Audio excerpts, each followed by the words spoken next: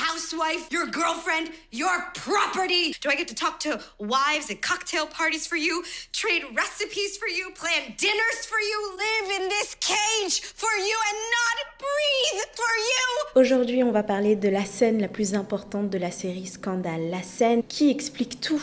En vérité, qui explique ce qui lie véritablement Olivia Pope à Fitzgerald Grant. Ces deux-là nous ont tenus en haleine pendant plusieurs saisons, mais à un moment donné, on s'est dit... Bon, à quel moment ce couple mène vers quelque chose de concret? À quel moment on nous donne une fin à ce couple-là? Est-ce qu'ils s'aiment vraiment? Est-ce que le Vermont, le rêve qu'ils ont construit tous les deux, va arriver un jour ou l'autre? I can't breathe without you. I can't sleep without you. La série Scandale est centrée autour de ce couple, autour de cette infidélité, puisque Fitzgerald Grant est marié, le président des États-Unis bien sûr, mais est marié à Mellie Grant. Shonda Rhimes, elle a la plume pour faire en sorte qu'on soutienne des couples qui sont à la fois improbables et immorales, on va dire ça comme ça. Je pense à Derek Shepherd et à Meredith Grey qui sont dans une infidélité, mais comme la femme de Shepherd l'a trompé avec son meilleur ami, eh bien ça passe. Là c'est un petit peu pareil, on nous présente Mellie Grant comme le diable, vraiment, comme le diable, comme un monstre, comme une grande manipulatrice. C'est une manipulatrice, ça c'est vrai. On comprend au fil de la série que Mellie Grant a un passé très très lourd et que l'infidélité entre Fitz et Olivia, ça a été la cerise sur le gâteau, que c'était une femme qui a été totalement délaissée par son mari. So cheers, baby. Drink up. Il y a tout un storytelling au sein même de la série pour séduire Olivia Pope, c'est-à-dire que Fitzgerald Grant se présente comme Calimero, comme l'homme qui est en prison. La Maison Blanche est une prison pour lui, son mariage est une prison et Olivia Pope est la solution à toutes ses peines de cœur, à sa solitude aussi. Cette impossibilité de donner naissance à cette histoire d'amour, c'est ce qui nous a fait rester. Je préviens celles qui n'ont pas fini la série, il y aura des spoilers dans cette vidéo. À un moment donné, ce couple peut vivre ensemble. Fitzgerald Grant arrive à se libérer de son mariage avec Mellie et vit aux côtés d'Olivia Pope. Ils ne sont pas mariés, d'ailleurs on est aux États-Unis donc c'est très surprenant. Olivia Pope a toujours refusé ce type d'union, mais elle vit à ses côtés à la Maison Blanche. C'est donc la première dame des États-Unis. Qu'en est-il de ce couple une fois qu'il n'y a plus Mellie? Mellie était l'obstacle à leur idylle. La Maison Blanche était l'obstacle à leur idylle, puisque comment un président des États-Unis pouvait abandonner sa femme pour aller épouser sa maîtresse? Ça n'était pas possible. Et Olivia Pope, qui est conseillère en communication, est là justement pour régler les scandales, sauf que le scandale c'est elle. Tout ça n'existe plus. Ils vivent dans un havre de paix à la Maison Blanche, leur idylle est passée auprès de l'opinion publique, alors qu'est-ce qui coince? Je suis Émilie, journaliste et podcasteuse. J'ai créé cette chaîne pour vous apprendre le storytelling, l'art de raconter des histoires qui captivent les gens. Je vous ai tourné un cours de podcast gratuit où vous allez apprendre à créer des podcasts, à gagner de l'argent avec et à accumuler plus de 10 000 écoutes. C'est ce que j'ai fait avec mes 3 podcasts. J'ai raconté des histoires qui me tenaient vraiment à cœur. Je pense vraiment que le podcast, c'est une opportunité de dingue pour pouvoir faire entendre sa voix. J'ai pu parler de sujets qui n'avaient parfois même pas de page Wikipédia. Dans ce cours, je vais vous partager toutes les techniques des podcasteuses pro. Tout le monde ne partage pas tous ses secrets, mais là, je vais vous expliquer exactement comment ça marche. Ça va vous surprendre parce que ce sont des techniques dont on vous parle peu en ligne. Vous allez apprendre comment créer un podcast de A à Z. Comment je fais concrètement pour raconter des histoires, que ce soit des documentaires, des fictions, même une émission. Je vais vous expliquer tout ça dans ce cours que vous pouvez regarder juste après. You were trying to save me. I was trying to save us. There is no us. There is no this. There is no Vermont. There is no jam. There is no future. Not anymore. Dans cette saison, il se produit ce que j'attendais depuis le début. On assiste à cette fameuse dispute où les masques qui ont été portés tout le long de la série tombent. Olivia et Fitz vont se dire leurs 4 vérités. Avec cette scène, je pense qu'on comprend que ce couple n'avait aucune chance d'exister. Le Vermont était un fantasme qu'il n'était pas voué à véritablement exister. C'est pour moi clairement la meilleure scène de toute la série. Elle est vraiment très intense. Moi, j'adore la regarder. Et parce qu'il y a tout. Dans cette scène, il y a absolument tout. C'est le résumé de la catastrophe du duo Olivia et Fitz. Au niveau de la mise en scène, il se passe quelque chose de très important. C'est qu'avant même de dire bonsoir à son conjoint, à son chéri Fitz, elle court vers le dressing. Et pour faire quoi? What the hell? Yes. You can't be serious. Ce récipient a une histoire. Souvenez-vous, à qui appartenait ce bocal? De qui vient ce cadeau, puisque c'est quelqu'un qui lui a offert ce bocal en lui disant « Vous en aurez besoin ». C'est Mellie Grant. C'est une manière de nous dire qu'Olivia Pope est devenue Mellie Grant, que Fitzgerald Grant abîme les femmes qui l'entourent, étouffe les femmes qui l'entourent. You live in this cage for you and not breathe for you. Olivia Pope est devenue la femme qu'elle a fait tant souffrir pendant énormément d'années. C'est une amatrice de vin, on la voit régulièrement savourer le vin avec son père. Lorsqu'elle est chez elle, bon, c'est un peu plus, on va dire, pathétique. Et quand je dis pathétique, c'est vraiment dans le sens propre. On est dans le pathos, on est dans la solitude, l'introspection. Il y a comme une transition parce que là, elle va vers un alcool très fort. Et l'idée, c'est de s'anesthésier parce qu'elle souffre. Elle souffre, mais bien plus qu'avant.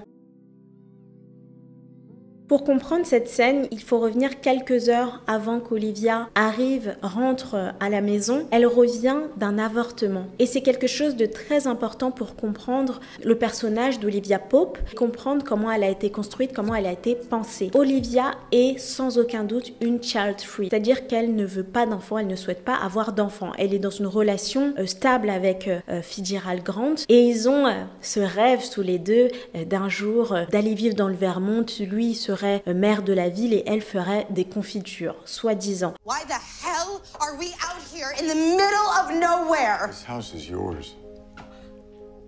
Ours. I had it built for us. Olivia Pope est une femme indépendante, c'est quelqu'un qui a construit une entreprise florissante, une entreprise qui marche très bien. C'est une femme forte, qui sait gérer le stress, qui doit gérer des situations qui sont vraiment délirantes. The Cyrus I know is a patriot. He bites the bullet and he does what it takes to serve the Republic at all costs. Quand on regarde sa vie, quand on regarde son quotidien, un enfant n'a pas sa place dans cet univers-là. En tout cas, elle ne laisse pas transparaître l'envie d'être maman. Elle est marraine de la fille de Cyrus, mais c'est parce que c'est son amie. Mais on la voit pas interagir avec les enfants. Même les enfants de Fitzgerald Grant, elle leur parle à peine. Elle est pas à l'aise avec les enfants, clairement. Donc, cette histoire de Vermont avec les deux enfants, moi, j'y crois pas du tout. Montrer cette scène d'avortement à la télévision, c'est un acte ô combien politique. Les États-Unis est un pays qui est très frileux sur cette question. On le voit aujourd'hui. C'est un droit qui a été restreint quand il n'a pas été totalement abrogé dans certains États. Donc, on le voit dans les séries. Prenez par exemple la série Desperate Housewives. Quelqu'un a dit quelque chose de très intéressant dans les commentaires. D'ailleurs, je vous remercie pour vos commentaires. Pour le couple Scavo, l'option de l'avortement n'a jamais été mise sur la table. Jamais.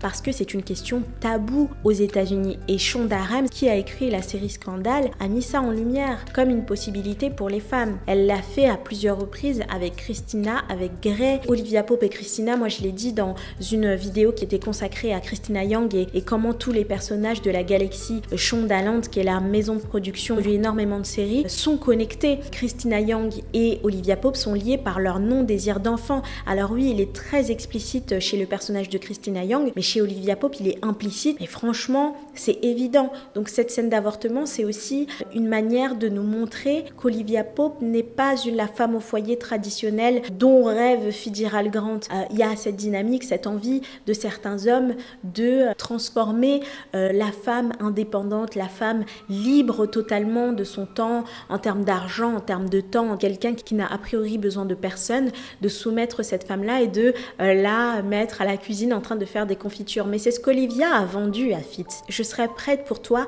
à tout quitter. Je serais prête pour toi à aller faire de la confiture dans le Vermont, dans le fin fond de je ne sais pas quel bled et d'abandonner mon business. Je serais prête à faire ça pour toi. Donc elle lui a vendu ça.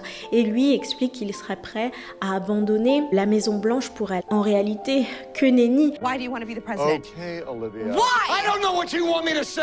C'est quelqu'un qui fuit le pouvoir, c'est quelqu'un qui fuit ses responsabilités d'homme politique, puisque n'oubliez pas que les élections ont été truquées. Ça n'est pas quelqu'un qui est légitime et il le sait très bien. Donc son histoire de « je suis prêt à quitter la Maison Blanche pour toi », c'est aussi une fuite. Et c'est tout ce qu'est le couple Olivia et Fitz, c'est une fuite. You were my out, Mellie. You kept him unavailable. La scène de l'avortement, c'est la fin du couple, c'est la fin de ce rêve. Olivia Pope fait le choix de ne pas porter l'enfant de Fitzgerald Grant, alors même que le but était de fonder une famille tous les deux. Donc le contexte de la scène de rupture nous donne déjà un indice extrêmement important. Comment le couple peut continuer alors même que leur rêve était de fonder une famille? Mais elle lui dit souvent une phrase que je trouve très forte. Elle lui dit: je ne suis pas un fantasme. I am not a toy you can play with when you're bored or lonely or horny. I am not the girl the guy gets at the end of the movie. I am not a fantasy. Il y a quelque chose qu'on n'a pas tout de suite à l'esprit, mais cette scène, elle survient parce qu'ils ont l'espace pour le faire. Et quand je parle d'espace, je ne parle pas d'espace mental, mais vraiment sur le plan physique. Olivia et Fitz sont constamment en train de discuter dans des recoins, dans des couloirs. Quand il s'agit des couloirs, parfois ils ne se parlent même pas. C'est juste des instants volés, des regards furtifs dans le bureau ovale, le bureau du président des États-Unis. Le seul endroit où ils peuvent s'embrasser, où ils peuvent avoir des conversations intimes, c'est dans un petit recoin derrière le bureau, caché tout près des rideaux. Il y a une impossibilité de vraiment discuter. Au téléphone, on est sur des lignes secrètes, mais ils sont séparés physiquement. Ils ne peuvent jamais se regarder dans les yeux et avoir de vraies discussions. Quand ils ont des discussions, ils sont souvent en train de crier. Après avoir eu une relation intime ou juste avant, on est dans la passion, on est dans l'irrationnel aussi, on est dans les émotions qui sont trop fortes. Ils n'ont pas l'espace pour discuter. Et ce moment, c'est comme une opportunité que l'un comme l'autre saisit pour se dire leurs 4 vérités, parce qu'ils n'en ont jamais eu l'occasion. Fitz, de son côté, revient d'un dîner officiel. Olivia, I'm trying to talk to you. I tried tonight to make it to your dinner. Ce qu'il veut, c'est des explications, puisque Olivia a été absente lors de ce dîner officiel. Et lorsque la première dame, en tout cas la conjointe du président des États-Unis, n'est pas là à ses côtés, lors d'un dîner qui est important, c'est vu comme une humiliation. À un moment donné, elle lui avoue qu'elle n'avait pas envie d'aller au dîner. C'est une manière de lui dire: je suis encore libre. You didn't make it to that dinner tonight. Because I didn't want to go.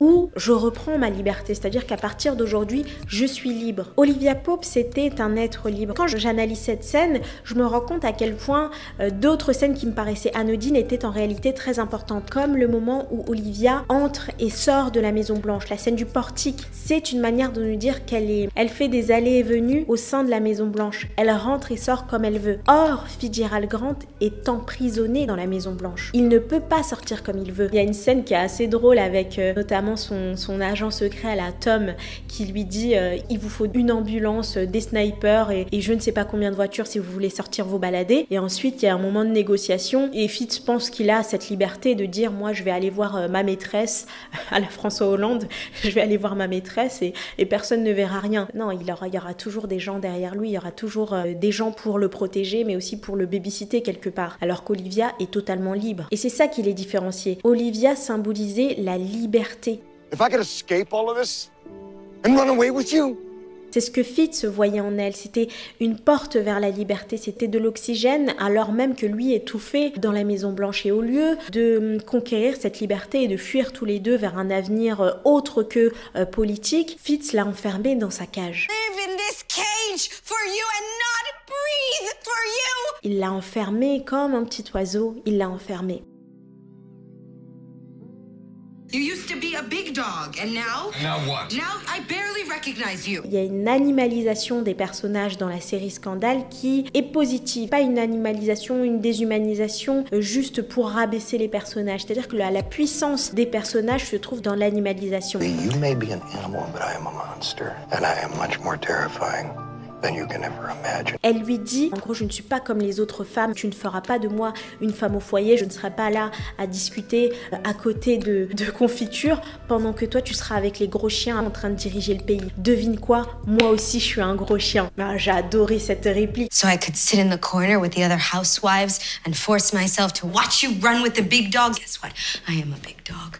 I'm a big dog. Et comme elle lui dit, et Kerry Washington, qui est l'actrice, elle a une manière de jouer qui est, je sais plus comment les Américains disent, mais elle a une mâchoire comme ça, on voit ses dents et elle joue de sa bouche. Il y a des gens qui la critiquent pour ça, mais c'est aussi devenu sa signature. Et quand elle dit « I'm a big dog », ça fait son effet. Et ça m'a fait penser à un personnage très sombre de la série, un personnage qu'en apparence, on pense opposé à Olivia Pope. Et pourtant, Cyrus Bean et Olivia Pope ont énormément de points en commun. Olivia Pope est le fruit de l'éducation de Cyrus Bean. C'était son professeur et il était très fier de cette élève. Il croyait en elle. Et quand je vois Olivia se comporter comme ça avec Fitz, moi ça me fait penser au moment où elle va le chercher et elle lui dit mais réveille-toi, t'es un animal politique. Who are you? I am one of the most powerful men in the world. I run this country. And show me!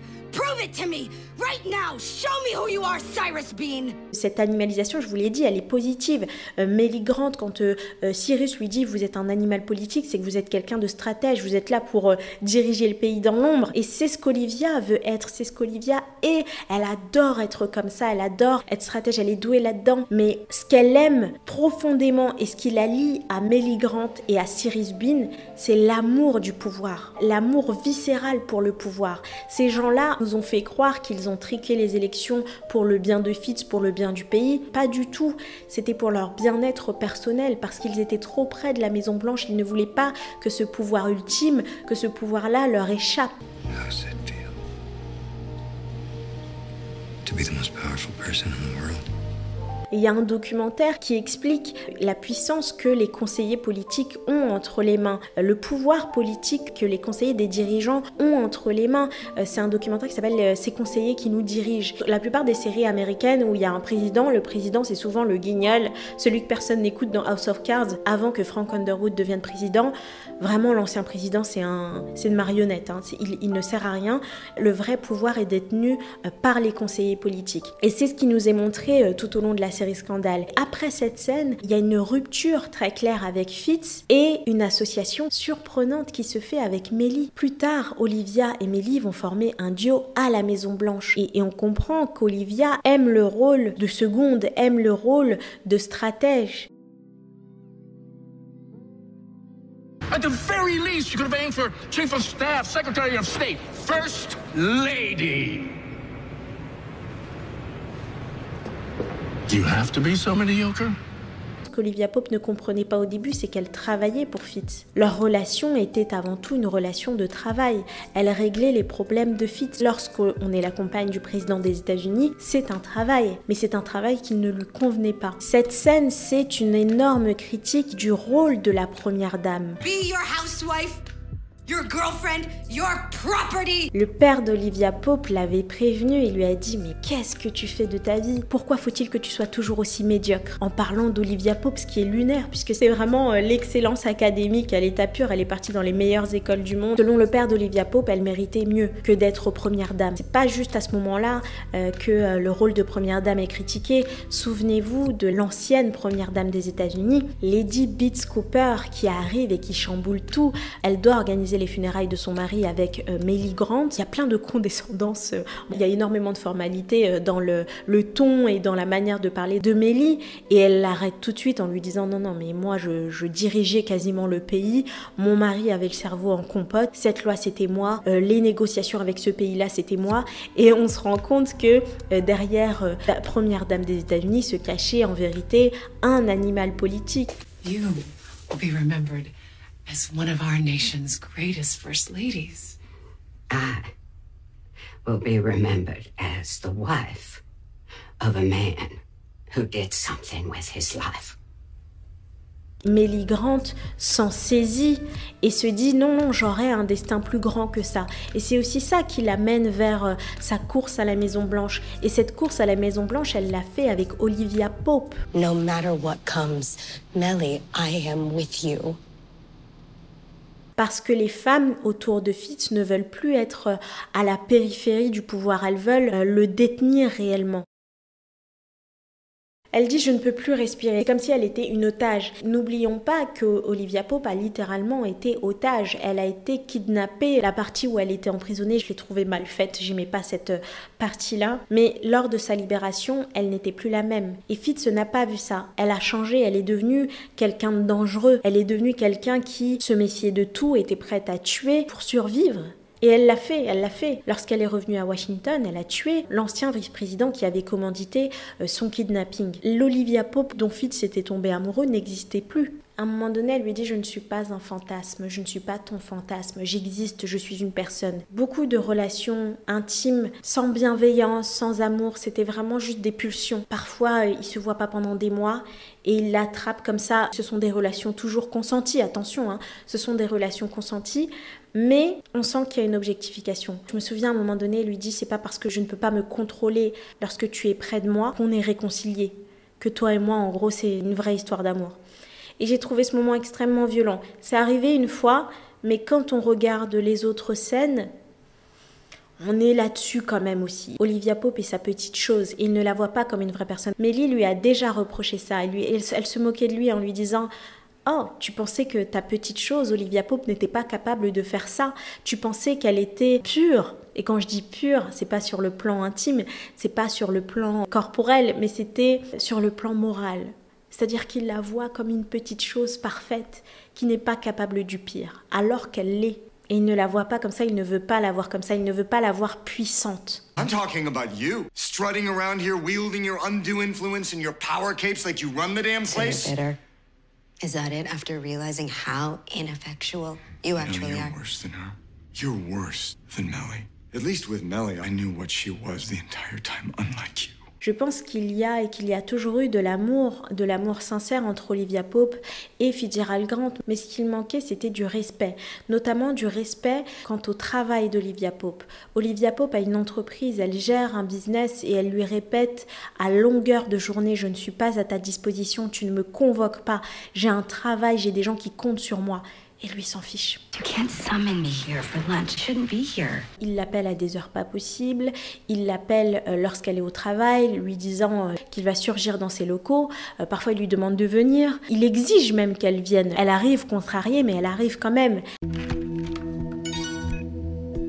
What? I need to see you. No. Come here to the White House right now. No.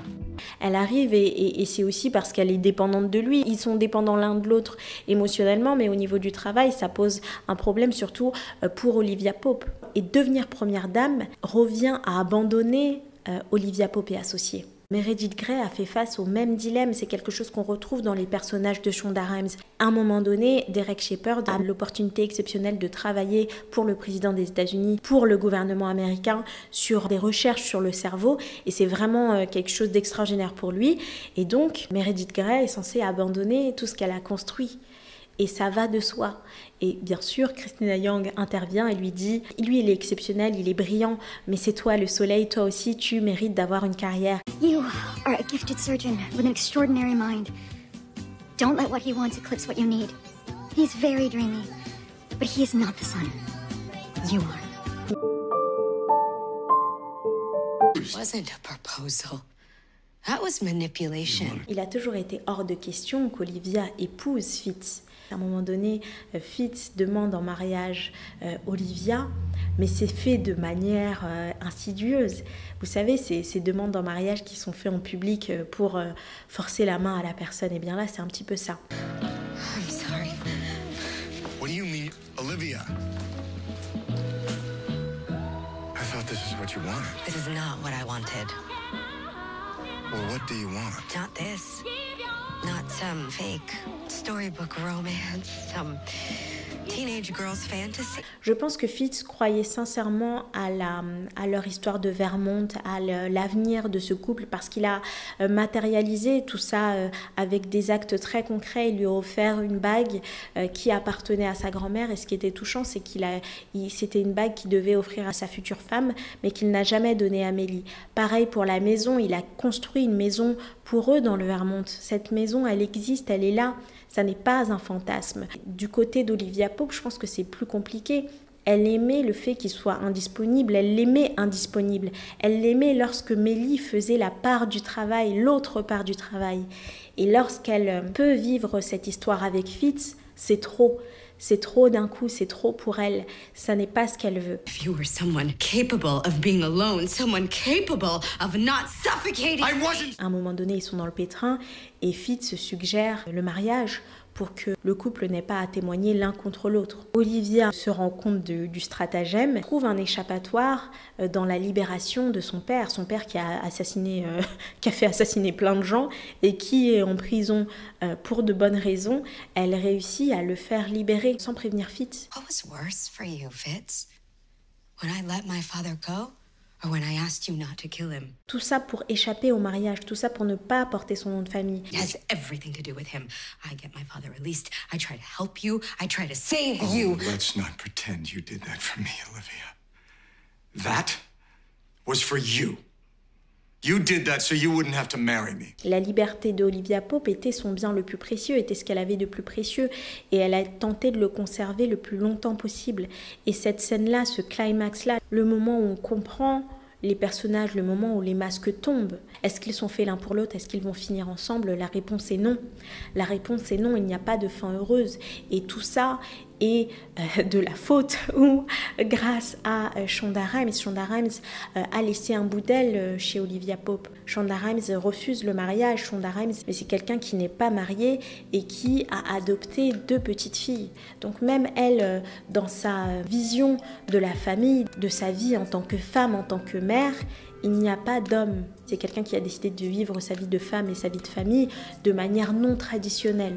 Et je pense que cette vision de la vie est liée à la manière dont elle a créé Olivia Pope. Vous retrouverez un cours de podcast gratuit dans la description. Vous allez apprendre comment raconter concrètement une histoire. Je sais que vous avez souvent des histoires à raconter, que ce soit des histoires intimes ou même une volonté de faire entendre votre voix sur une question. Il y a sûrement une histoire ou un sujet qui vous tient à cœur, mais dont on ne parle pas assez dans les médias ou dans la société en général, et vous aimeriez qu'on parle plus de cette question. Je vous ai tourné un cours de podcast gratuit. Vous allez pouvoir raconter cette histoire justement, faire parler de ce sujet dans les médias, dans la société en général.